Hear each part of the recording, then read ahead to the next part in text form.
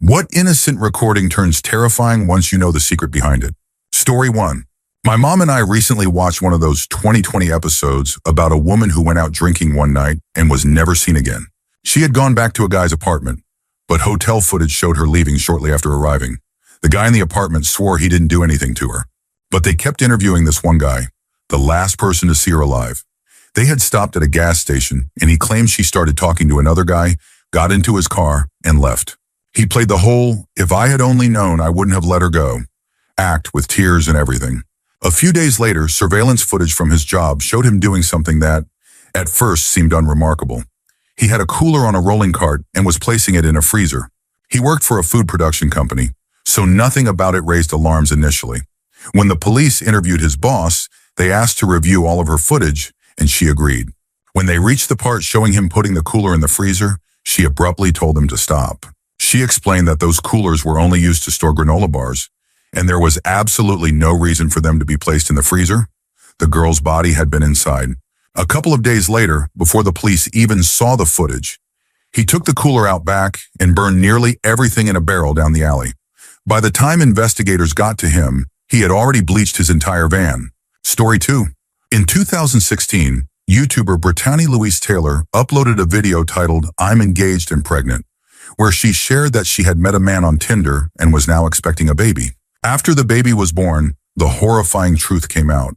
This man had never loved her. He had been pretending the entire time, targeting her for human trafficking. He had deliberately gotten her pregnant with the intention of selling their child. With that in mind, it's chilling to rewatch the video and see the way he looks at her in the final moments, as well as how he treats her in other clips from her YouTube channel. Fortunately, she managed to escape and obtain a restraining order. But the scariest part? He never went to prison. Instead, he moved on, impregnated, and married another Instagram influencer, who has since vanished from social media. If you want to know more, Brittany wrote a book about her experience called A Sucky Love Story. It's not the best written book, but the story itself is disturbing and eye-opening. For those wondering, her son is safe, and they now live with her mother in Arizona. Story 3. There's no video of it, but this happened in 2004. John Sharp lived in the suburb of Mornington in Victoria, Australia, with his wife Anna and their 2-year-old daughter Gracie. One day, Anna, who was 5 months pregnant with a baby boy, and Gracie suddenly vanished. Sharp made an emotional public plea for his wife to come home, saying that he missed her and Gracie, that he loved them both, and that he just wanted them back. A few days later, police charged a man with their murders. That man was John Sharp. He had killed Anna by shooting her in the head with a bow and arrow. Then he did the same to his 2-year-old daughter. The first shot didn't kill Gracie, so he pulled the arrow out of her head and shot her again.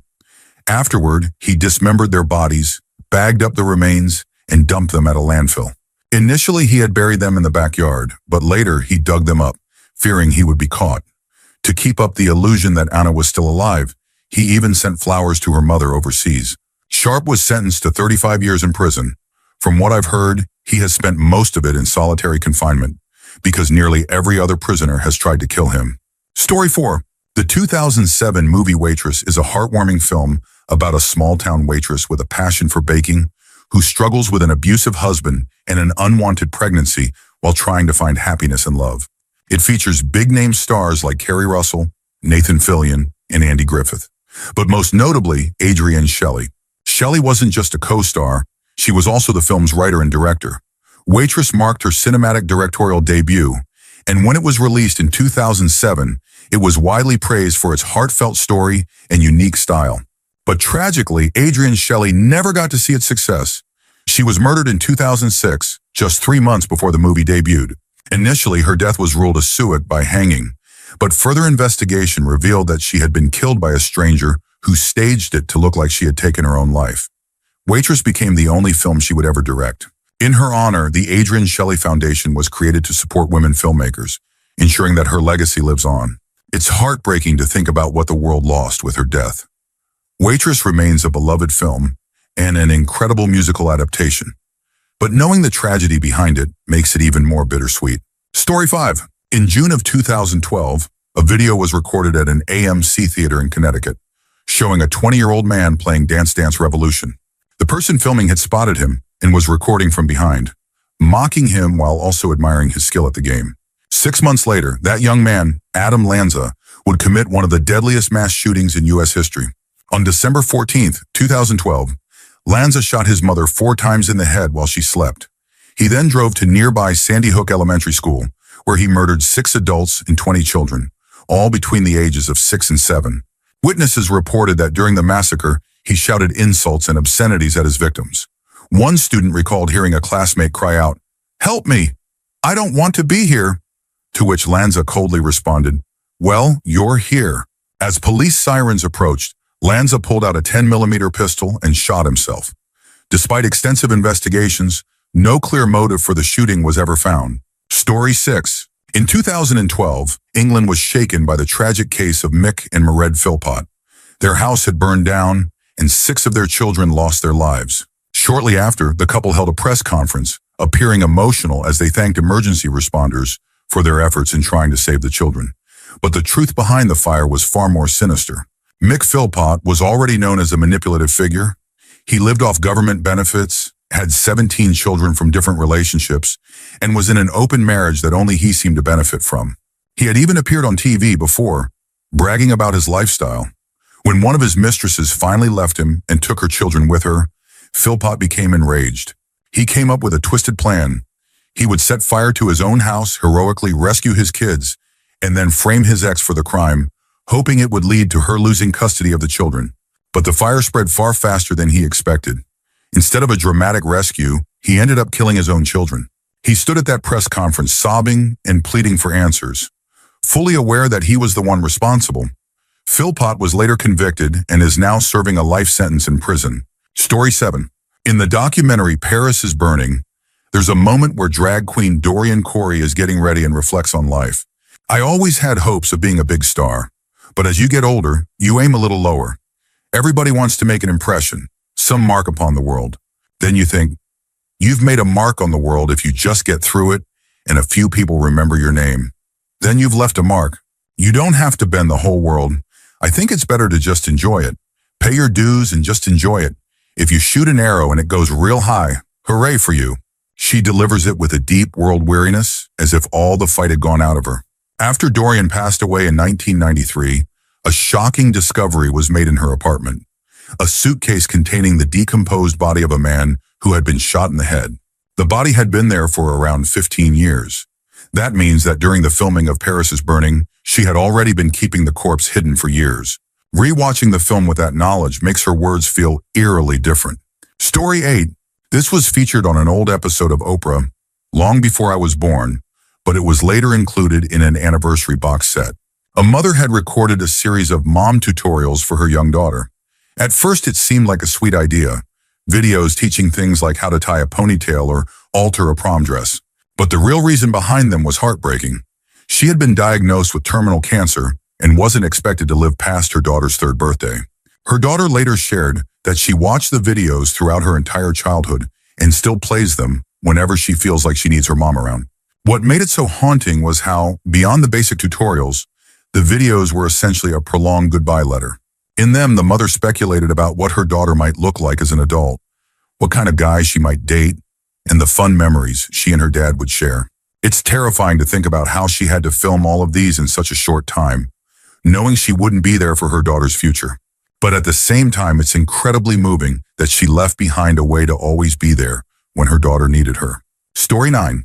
In 2004, a woman named Rachel O'Reilly was brutally murdered in her home just north of Dublin, Ireland. A few days later, while police were still investigating, Rachel's husband and her grieving parents appeared on the Late Late Show, Ireland's most-watched Friday night talk show, to discuss the tragedy.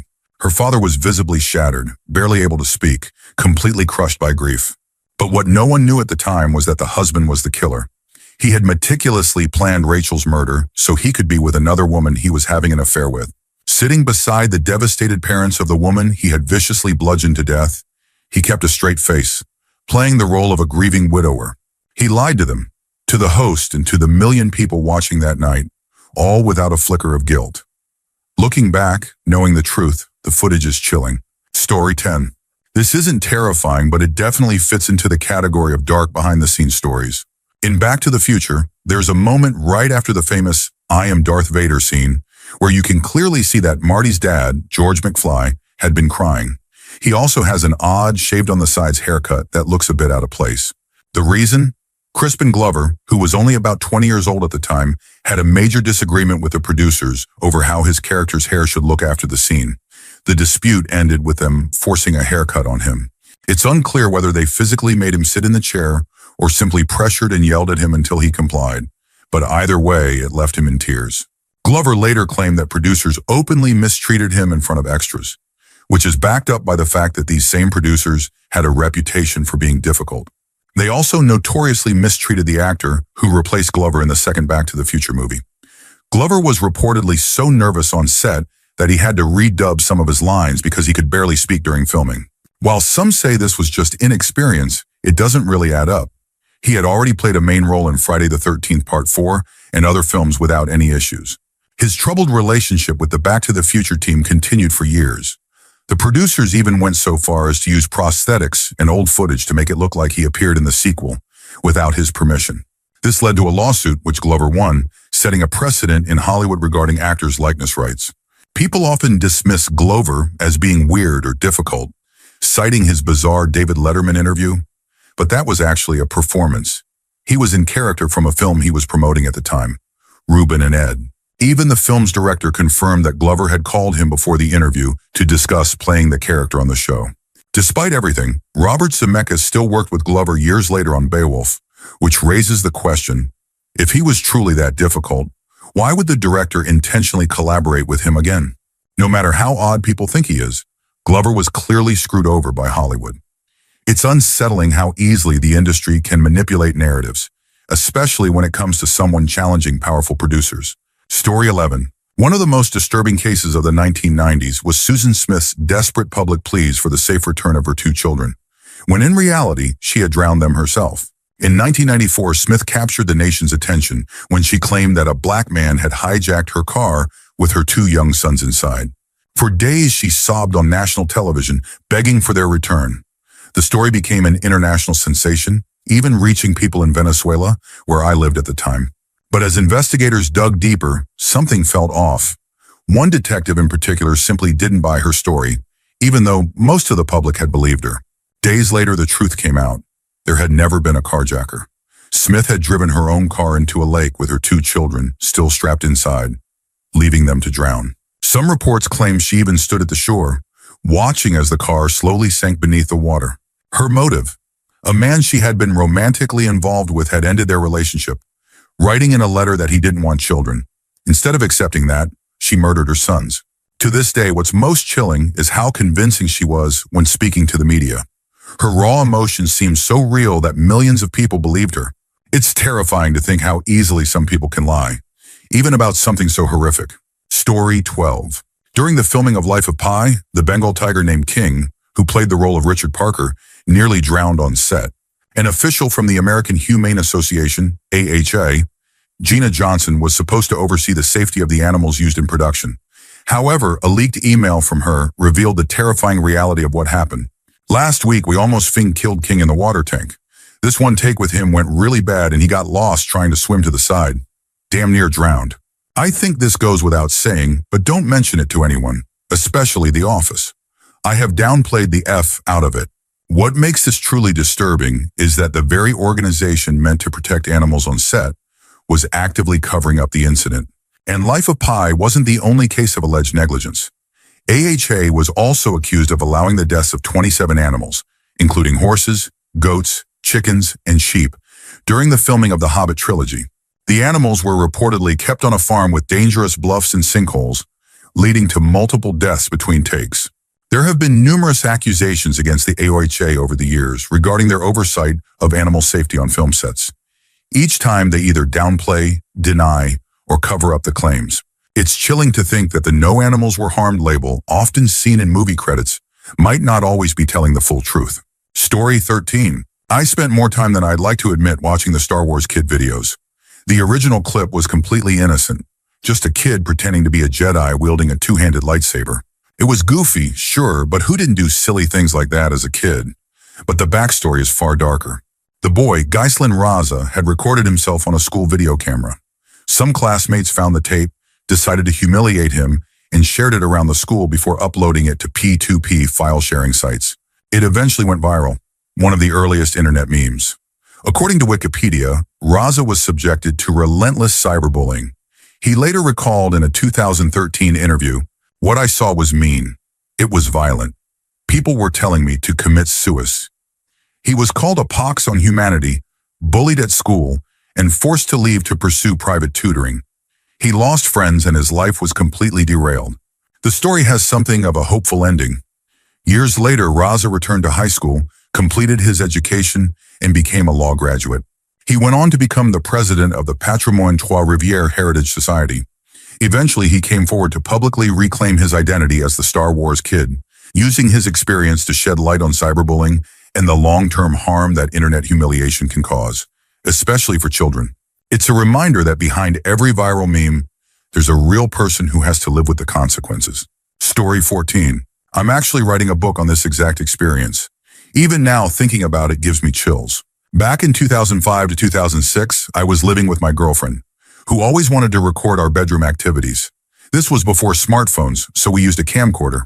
By the time we broke up, I had accumulated about a dozen tapes. I wasn't supposed to keep them, but I did. Years later, I received a subpoena from an attorney handling a lawsuit against the company my ex worked for. Out of those dozens of 90-minute tapes, there were about 5 minutes of footage that I needed to find, cut out, and submit as evidence. While reviewing the footage, I noticed something strange during one of our recorded encounters. At one point, while I was adjusting the camera, my then-girlfriend held up her right hand in a clenched fist. She wasn't looking at me. She was staring down the hallway toward our bedroom door. At first, I thought maybe she was making a weird gesture for the camera, but then I realized she was signaling to someone. Someone was there. It turns out she wasn't secretly involved with the Black Panthers or anything like that. She was telling someone at the end of the hall to hold their position. Over a 10-month period, I discovered 9 instances, spread across 9 different months, where she had secretly brought people into our home to watch while we had S. I was 42 at the time. She was 27. It completely shattered my life. At the time, nothing good came from it. The situation eventually escalated, involving the police, the Texas Rangers, and even the FBI. I've since completed the first draft of my book about the experience, and am about 3/4 of the way through the first edit. Writing it has been a way to process everything, but even now, it's hard to believe it actually happened.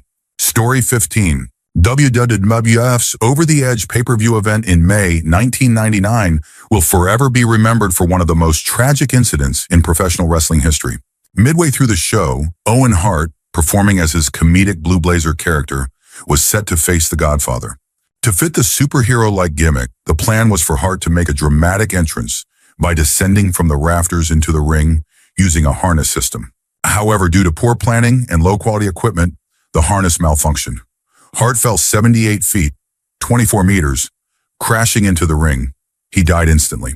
The footage of his fall was never broadcast and has since been destroyed, but in a chilling moment, the WWF chose to continue the show despite the tragedy.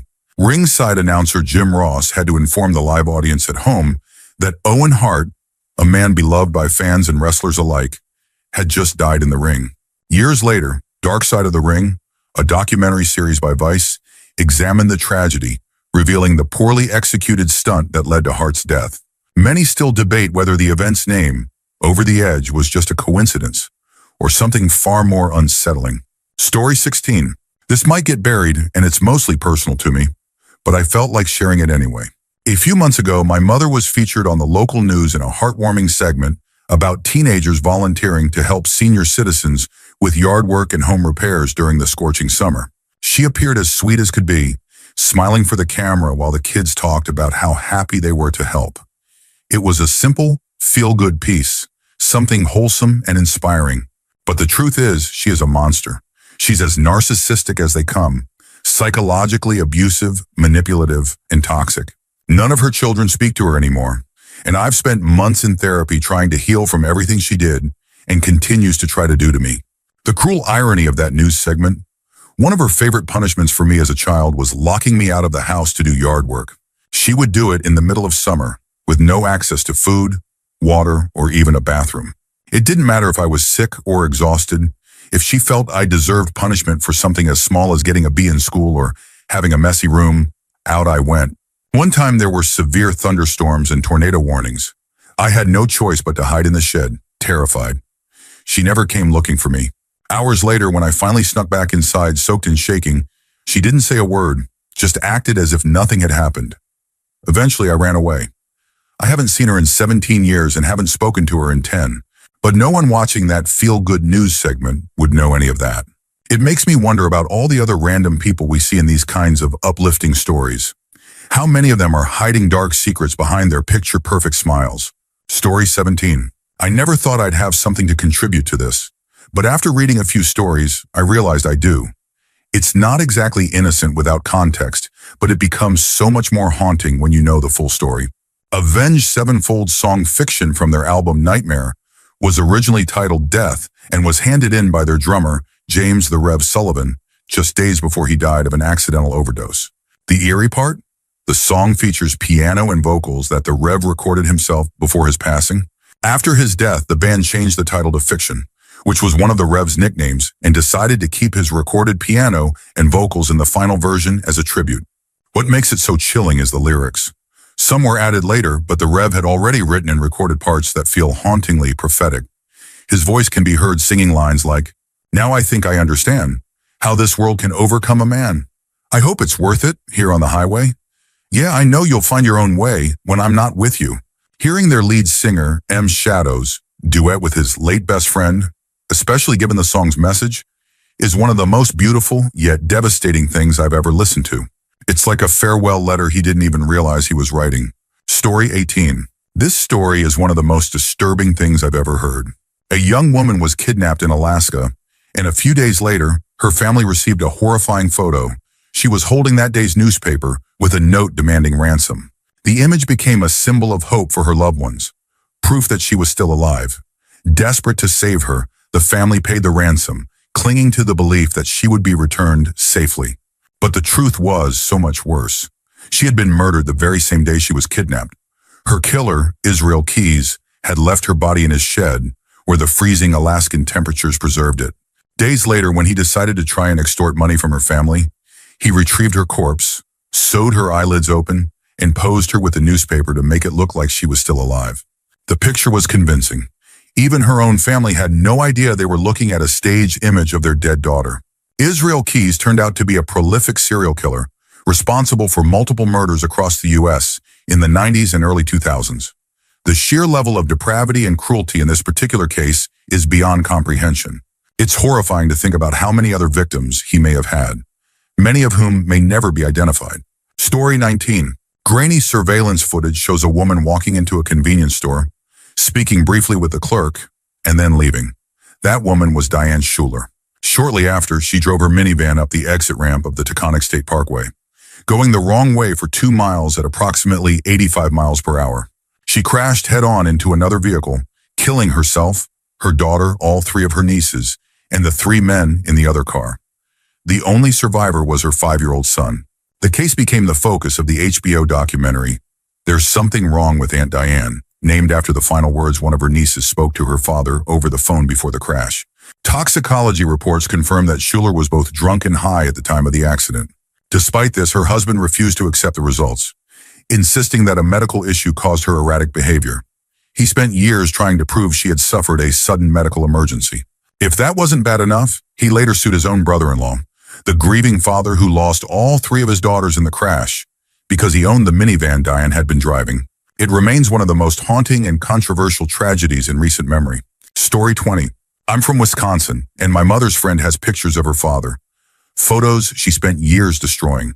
He had disappeared when she and her siblings were young, and they grew up believing he had abandoned them. Feeling hurt and betrayed, she crossed out his face in family pictures, scratching him out of their memories. Years later, the news broke about Jeffrey Dahmer's murders. When the details of his victims and the gruesome remains found in his home were released, her family learned the truth. Her father hadn't run away. He hadn't abandoned them. He had been murdered by Jeffrey Dahmer. She spent years resenting him, believing he was a deadbeat dad who chose to walk away. In reality, he had been a victim, taken from them in the most horrific way possible.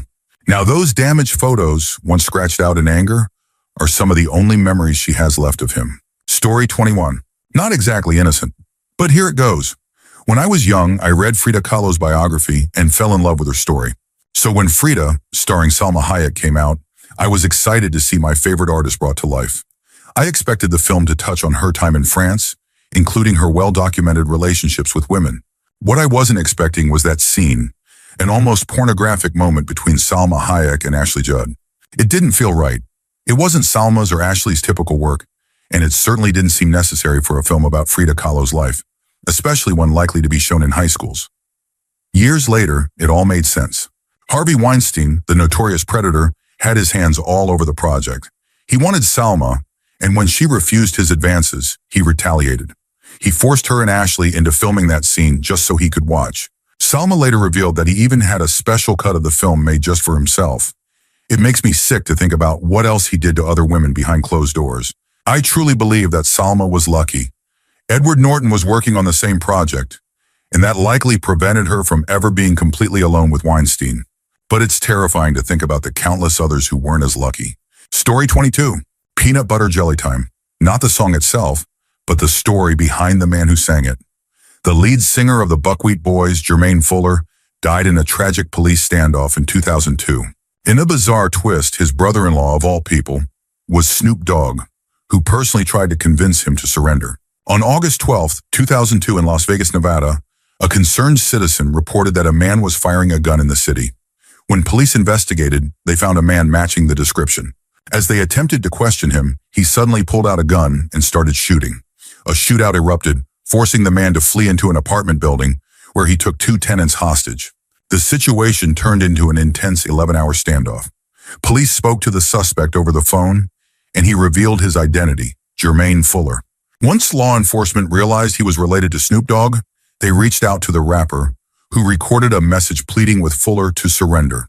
Despite Snoop Dogg's efforts and continued negotiations, Fuller refused to give up. Hours passed, and eventually the hostages were able to leave the apartment. A SWAT team moved in and found Fuller barricaded in the bathroom, dead. The exact cause of his death remains uncertain.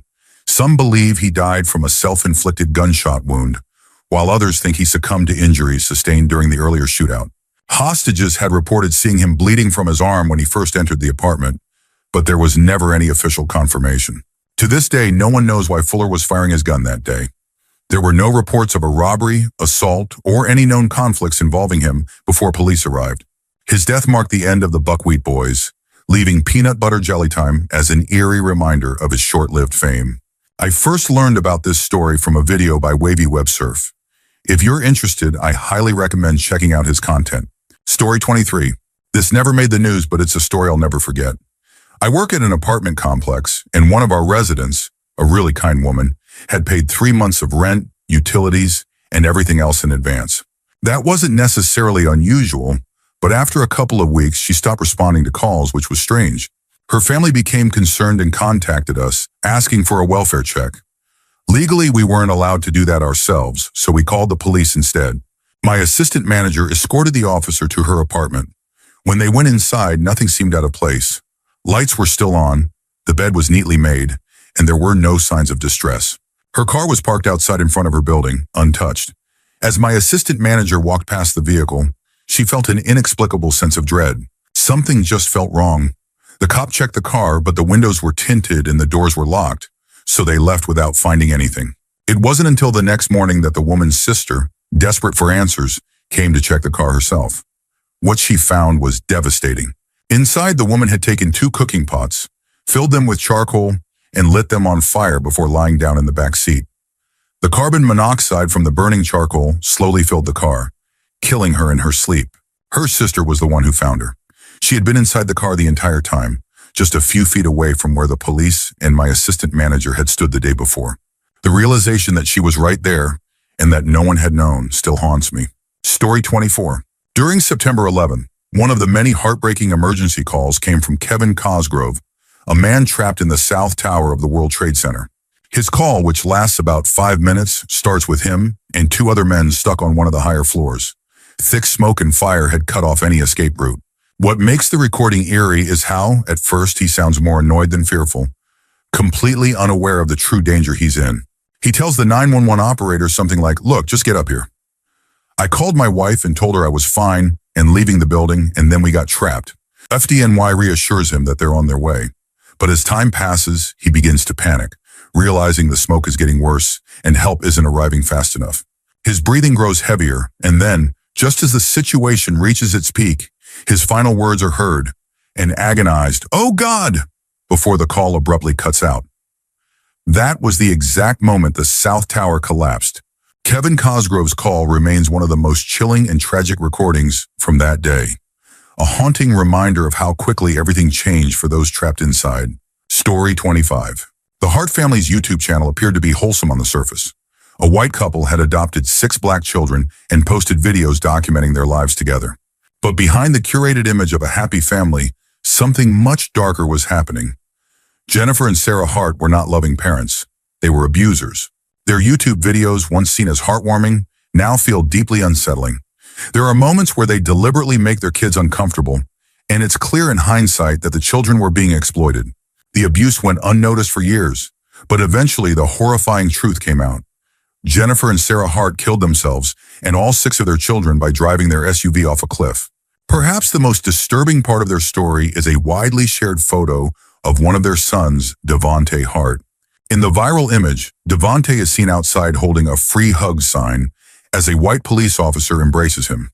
The picture was celebrated at the time as a symbol of unity, love, and racial harmony. But knowing what we know now, the image takes on a horrifying new meaning. After the abuse was exposed, many people speculated that Devonte wasn't crying from happiness, but from desperation. It's likely that in that moment, he wasn't moved by the kindness of a police officer. He was silently begging for someone to save him. Story 26. At first glance, this picture of Brazilian Formula One driver Ayrton Senna looks like just another pre-race shot from the 1990s. But this wasn't just any race. This was the 1994 San Marino Grand Prix at Imola, the last race Senna would ever drive. What happened next became one of the darkest moments in motorsport history. On lap 7, as Senna entered the high-speed Tamburello corner at over 300 kilometers per hour, something went wrong. A combination of suspension and steering rod failure caused his car to veer off track and slam into the concrete wall. The impact was devastating. His car shattered and debris flew everywhere. Senna was motionless. The most chilling part? Footage from the crash shows Senna's head moving slightly after impact. But doctors later confirmed that he was already dead. A trackside marshal described it as the moment his soul left his body. Then something unexpected happened. As other drivers passed the wreckage, one car came to a sudden stop. A driver jumped out and tried to run towards Senna. That driver was Eric Comas. Years earlier, Senna had saved Comas' life. During a qualifying session in Belgium, Comas had crashed and was knocked unconscious inside his car. Senna, without hesitation, stopped his own car, ran across the track, and pulled Comas out, preventing an explosion. Now Comas was desperate to return the favor, but this time, it was too late. Somehow the story gets even sadder. When investigators examined Senna's wrecked car, they found something unexpected, a folded Austrian flag. The day before Senna's crash, Austrian driver Roland Ratzenberger had died in a horrifying accident during qualifying. Ratzenberger was a close friend of Senna, and Senna had planned to honor him by waving the flag after winning the race. He never got the chance. The 1994 San Marino Grand Prix remains one of the darkest weekends in racing history, claiming the lives of 2 drivers in just 48 hours. Senna's death changed Formula One forever, leading to major safety reforms. But to this day, fans and drivers still mourn the legend lost that day. Story 27. The Pennhurst Asylum found footage is one of the creepiest internet mysteries I've ever come across.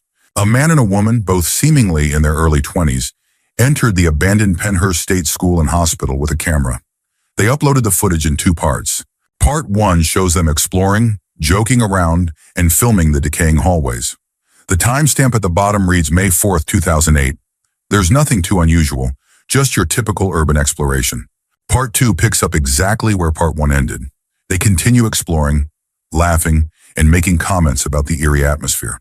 Eventually, they climb a flight of stairs. Then, everything cuts to black.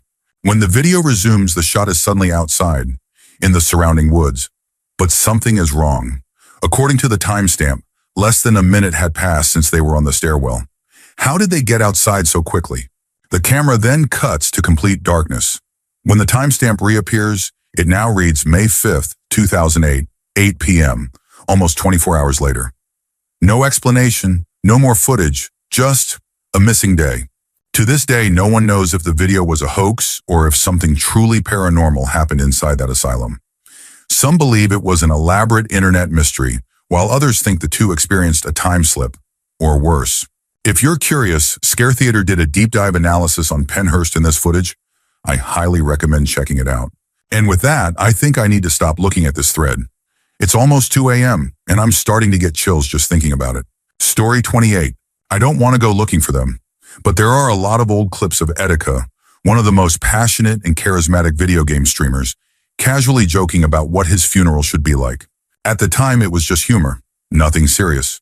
But looking back, those clips are hard to watch. Etika was known for his over-the-top excitement, his infectious energy, and his deep love for gaming. But beneath that, he struggled.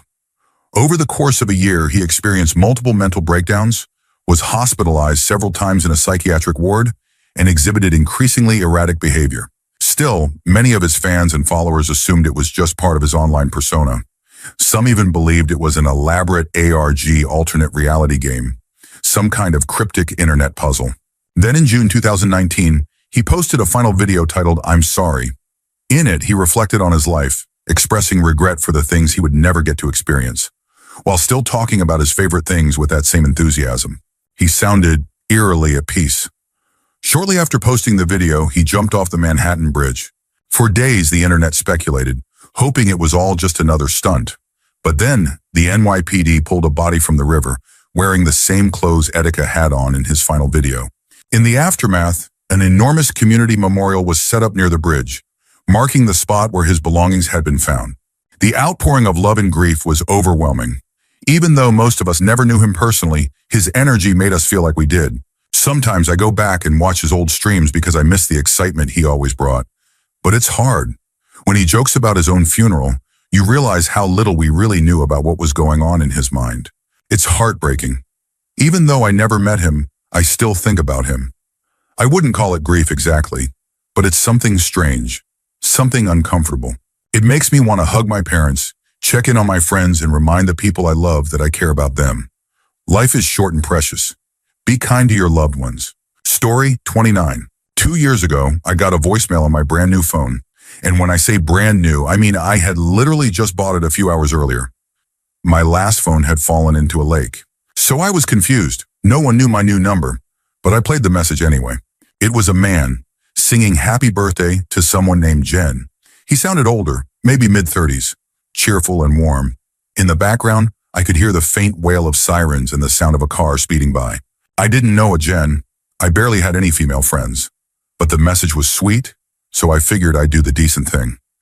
I sent a voice message back, letting him know he must have dialed the wrong number. No response. My message was never even read. I tried to brush it off, but something about it felt off. Then later that night, my phone rang. Same number. Finally, I thought, I'd get some answers. But when I picked up, it wasn't the man. It was a woman crying. Through her sobs, she told me that I was the last person he had contacted. He had planned to end his life that day, on his wife's birthday. She explained that he had schizophrenia, and that dying on her birthday wasn't an issue for him. But at the last moment, firefighters intervened and stopped him before he jumped off a building. She told me about her love for him, how she never wanted a divorce, how painful it was to watch him suffer. I had no idea what to say. I sat there, mostly silent, until I remembered a few Tumblr quotes about love and shared them with her. It wasn't much, but it seemed to help. When we hung up, I was in shock. My whole body felt cold. I had no idea why I had been the person he called. But here's the part that still gets me. Every year on July 17th, she calls me. The first year she sounded a little stronger. The next year, even more. Now when we talk, we laugh. She tells me about her life, her work, her plans. She got promoted, she bought a house, and most importantly, she's happy. Her husband was admitted for treatment the year after that call, and today she has 1-year-old twins, a boy and a girl. She named the girl after me, Lily and Lucas. I'm crying as I write this because I never expected any of this. I was just a stranger who answered the wrong call, but now somehow I feel like I've been part of her story, and I am so happy that she made it through. Story 30. There are old clips on YouTube from Oprah and Dr. Phil featuring a little blonde girl named Johnny Schofield, who was believed to have schizophrenia. In those interviews, she spoke about her imaginary friends and her case was widely publicized as a rare, severe childhood onset of the disorder. However, years later, a disturbing truth emerged. Last year, Yanni and her younger brother Bodhi were removed from their mother's care and placed into foster care. It turns out that neither of them may have ever had schizophrenia at all. Instead, their mother had been giving them high doses of old-school antipsychotics, drugs so powerful they may have caused permanent damage to their developing brains. She had been documenting their lives on YouTube, uploading videos that, at first glance, seemed normal. Christmas mornings, outings, daily routines. But in reality, they were anything but normal.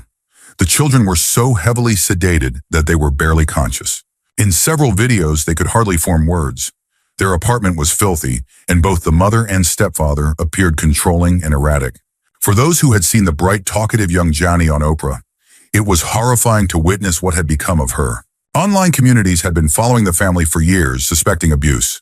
But one of the most active users leaking information turned out to be Michael Schofield, Johnny's estranged father. Though he was vocal about his concerns, he wasn't exactly a great parent himself. He even admitted to shaking Johnny when she was a baby. The entire situation is a disturbing example of how parental manipulation can shape a child's entire life, and how something presented as a tragic medical case can sometimes be something far more sinister. Story 31. The Doctor Who serial Revenge of the Cybermen might seem like just another sci-fi adventure, but behind the scenes, it played out more like a horror movie. The story was filmed in Wookey Hole, a cave system in England with a long history of paranormal activity. Legends speak of witches, spirits, and strange occurrences deep within the caverns. The first eerie event happened before filming even started.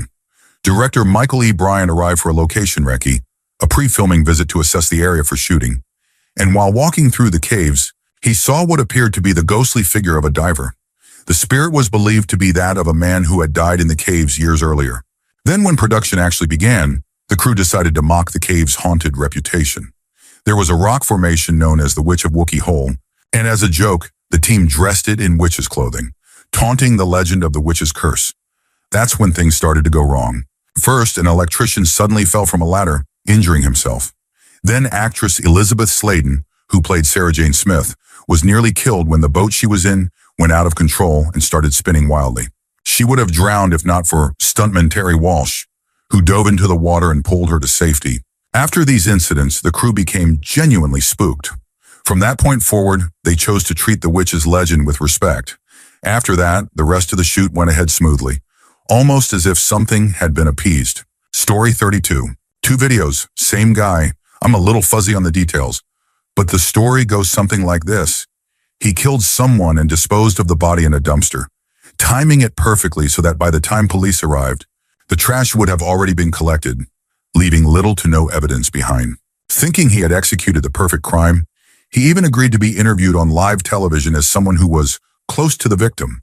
He played the role of the concerned friend, acting completely innocent. But there was one thing he hadn't planned for. Police had locked down the entire area, stopping all activity, including garbage collection. That meant the dumpster hadn't been emptied, and when officers searched it, they found the body. The interview footage is chilling. As soon as the reporter mentions that a body has been discovered, his entire demeanor shifts. His face goes blank. He stammers, "Body?" as if he can't believe what he's hearing. Then he completely shuts down, tuning everything out and slowly sitting down on the curb, realizing he's caught. The second video is even more disturbing. It's his police interrogation footage, nearly 2 hours long.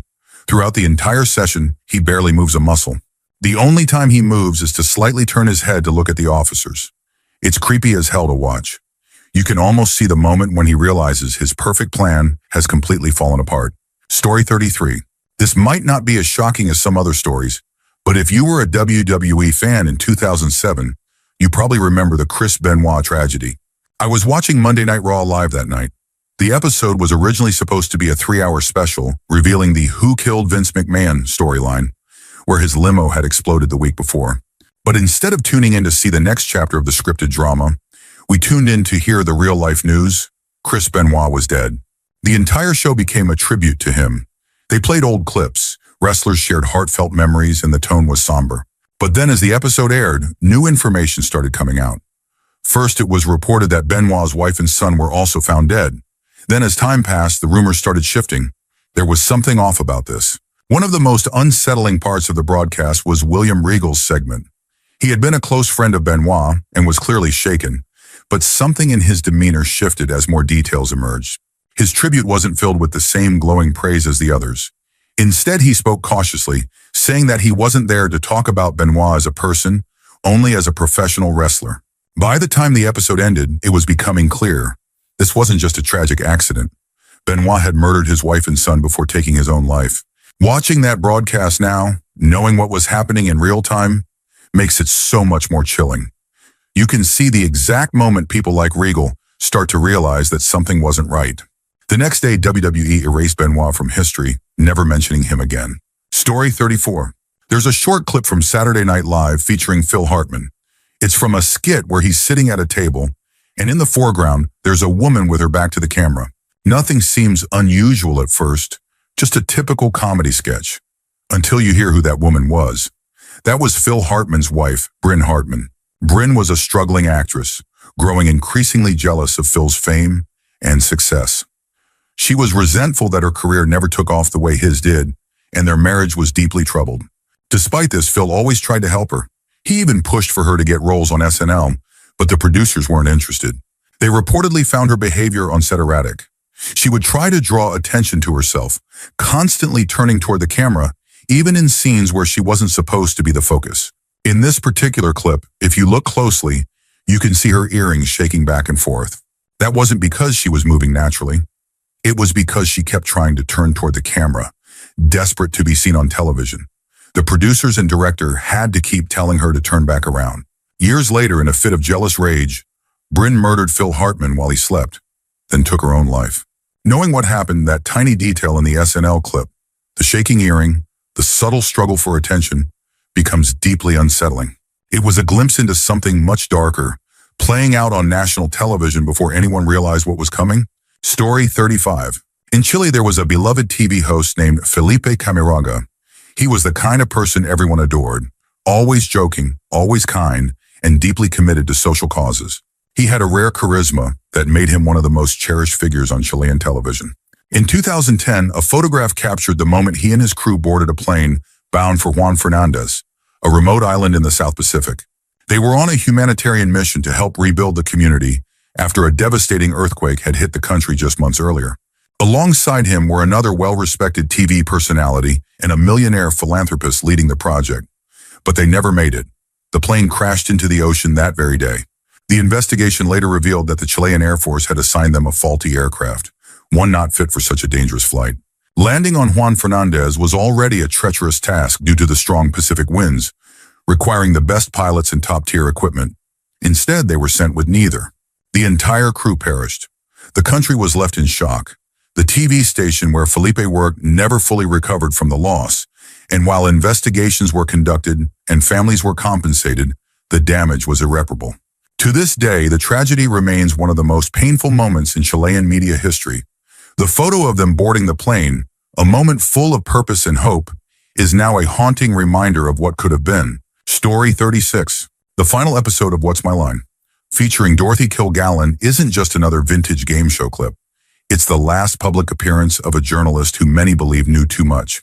Dorothy Kilgallen wasn't just a TV personality. She was a sharp, fearless, investigative journalist. She had already played a role in overturning a high-profile murder conviction by exposing judicial misconduct, and at the time of her death, she was deeply involved in investigating the assassination of President John F. Kennedy. She was reportedly preparing to publish groundbreaking findings that contradicted the official narrative. That final episode aired on November 7, 1965. She seemed normal, engaged, witty, and as perceptive as ever. But later that night, she was found dead. Her death certificate listed the cause as acute ethanol and barbiturate intoxication. Officially, it was ruled an accident, though many have speculated otherwise. Her husband claimed she had been in high spirits after the show, making suicide unlikely. But the most suspicious detail? The notes she had been compiling for her JFK investigation? Gone. Completely disappeared. To this day, theories persist. Some believe she was silenced before she could reveal what she knew. Others think it really was an accidental overdose. But watching that final episode, knowing what happened just hours later, makes it hard to ignore the unsettling possibility that she was a journalist who got too close to the truth. Story 37.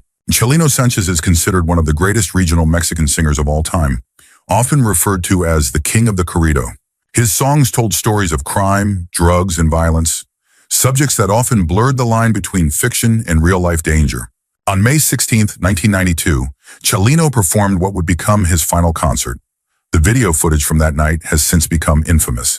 At the very start of the performance, a waiter hands him a note from an unknown sender. He unfolds it, reads it, and his expression subtly changes.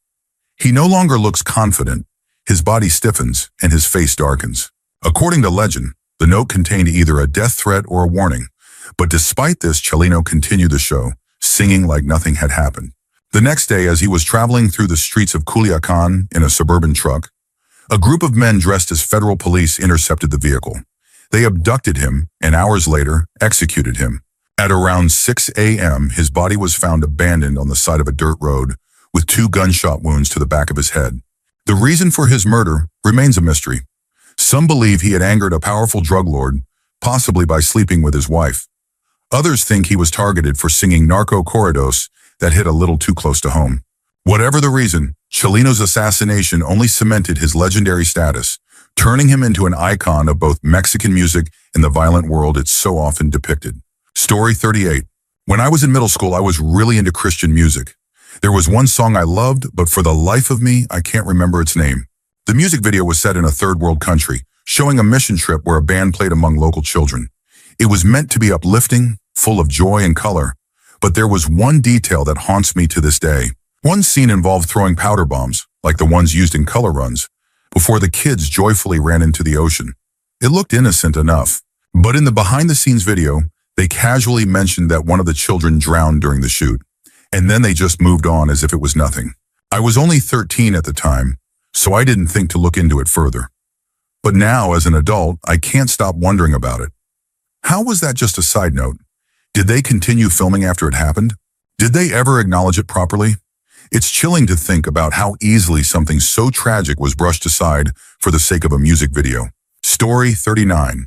The last known footage of Elisa Lam is one of the most bizarre and unsettling videos ever released.